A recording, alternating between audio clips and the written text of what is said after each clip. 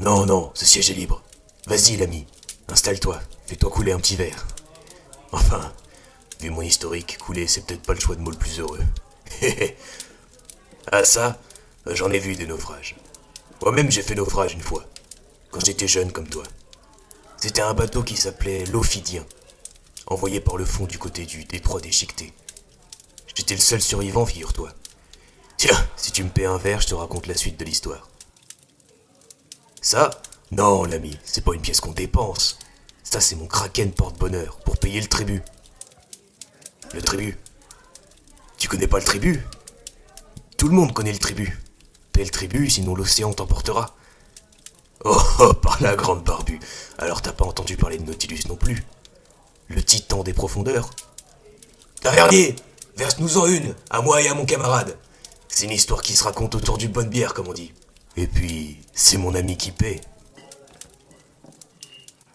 Ah, ça fait du bien par où ça passe. C'était il y a bien 30 ans de ça. Je revenais d'une chasse, j'étais harponneur. Le meilleur de toutes les flottes de grande chasse.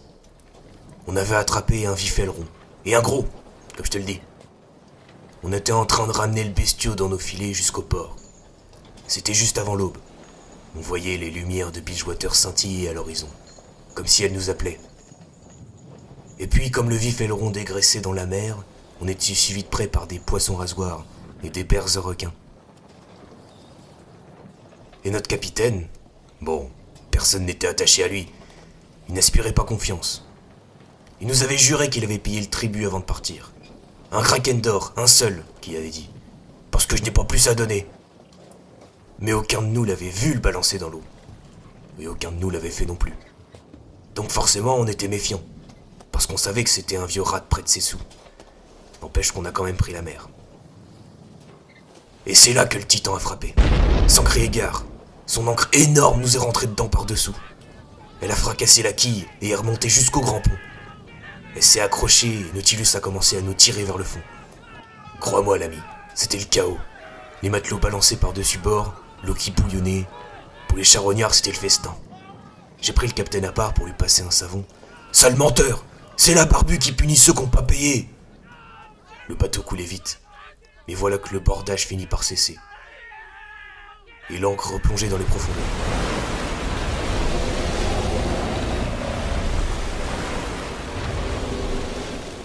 Si ça s'était arrêté là, on aurait été plus nombreux à s'en sortir. Mais ça s'est pas arrêté là. Nautilus en avait pas fini avec nous. Le navire s'est mis à pencher à tribord. C'était le poids du titan lui-même qui était en train de monter sur le pont. Ça avait peut-être été un homme un jour, mais ce que j'ai vu cette nuit-là sortir des vagues, non, c'était pas un homme. Je tenais encore le capitaine à la gorge. C'est de ta faute que je lui ai hurlé, en l'étranglant pour qu'il garde ses yeux ouverts. Il pouvait voir Nautilus qui venait nous chercher. Puis je l'ai balancé sur le pont qui gitait, et le monstre l'a attrapé d'une seule main. Comme je te le dis, il était tellement énorme qu'il arrivait à serrer tout le corps du capitaine rien qu'avec les doigts. Et le capitaine n'était pas du genre maigrichon. « Le v'là ton tribut !» que je lui ai hurlé. Et puis j'ai sauté à la mer. Je sais pas combien de temps j'ai passé dans l'eau. C'était peut-être que quelques secondes, mais moi, j'ai cru que ça durait des siècles. Mais les charognards de la mer m'ont pas eu. La mer serpent me garde. J'ai réussi à grimper sur un de ces récifs de pierre qui affleuraient le détroit, d'où j'ai regardé l'Ophidien couler. Nautilus agrippait toujours le capitaine, qui se tortillait comme un ver de terre. Mais on n'échappe pas à sa poigne. Le titan se tenait là, immobile, comme une statue. Et puis, je l'ai vu plonger dans les ténèbres.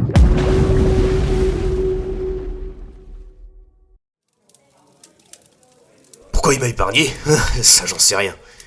J'étais peut-être le seul à avoir fait une offrande, ou bien Nautilus voulait qu'il reste un survivant pour qu'il aille raconter son histoire.